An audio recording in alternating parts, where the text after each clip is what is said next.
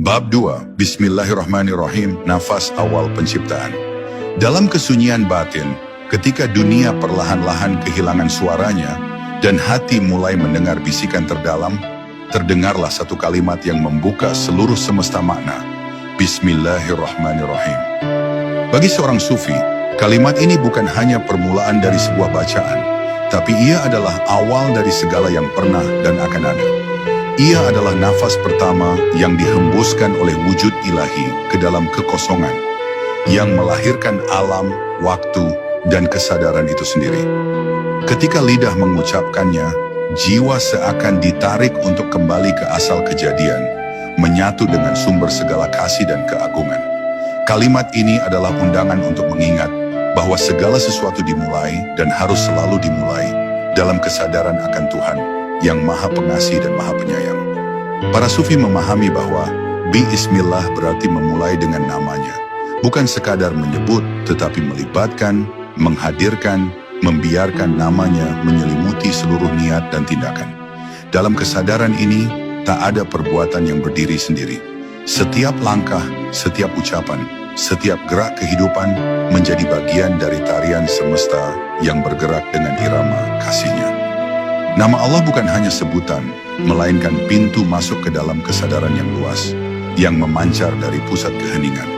Ketika seseorang mengucapkannya dengan hati yang sadar, maka ia sedang mengizinkan Tuhan untuk bertindak melalui dirinya, menghapus ego, melebur batas, dan menyambung kembali dengan arus ilahi yang tak terputus.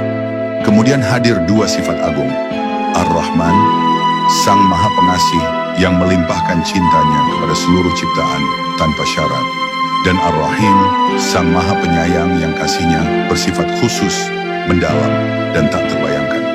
Tafsir Sufi mengajarkan bahwa Rahman adalah laut yang mengalir tanpa arah, dan Rahim adalah ombak lembut yang menyentuh pantai hati para pecinta. Dalam dua nama ini, kita belajar bahwa cinta ilahi bukanlah konsep abstrak, melainkan pengalaman langsung yang bisa dirasakan oleh hati yang jernih dan jiwa yang rindu. Kedua sifat ini menjadi pelita dalam malam keegoan kita, menerangi jalan pulang kepadanya, sekaligus mengingatkan kita bahwa setiap keberadaan adalah ekspresi dari kasih-Nya.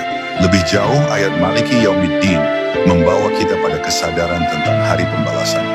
Bukan sekadar sebagai hari penghakiman eksternal, melainkan sebagai momen puncak pengenalan diri. Dalam tafsir Sufi, hari itu adalah saat di mana jiwa berdiri dalam kejujuran penuh, menyaksikan setiap gema perbuatan dan niat yang selama ini tersembunyi di balik lapisan batin. Ini adalah refleksi tajam yang mengajak kita agar senantiasa hidup dalam kesadaran akan tanggung jawab spiritual. Bukan hanya kepada dunia, tetapi terutama kepada diri sejati yang abadi.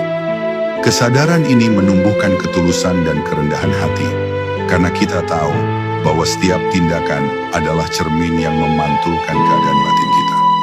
Akhirnya, bab ini mengajak kita untuk memahami bahwa Al-Fatihah adalah sebuah doa dan zikir yang mengalir seperti sungai energi yang menyatukan mikrokosmos dalam diri kita dengan makrokosmos alam semesta.